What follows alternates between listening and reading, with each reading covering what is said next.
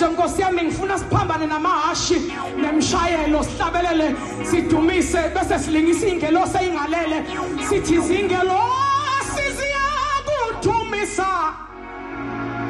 nathi emhlabeni sisho njalo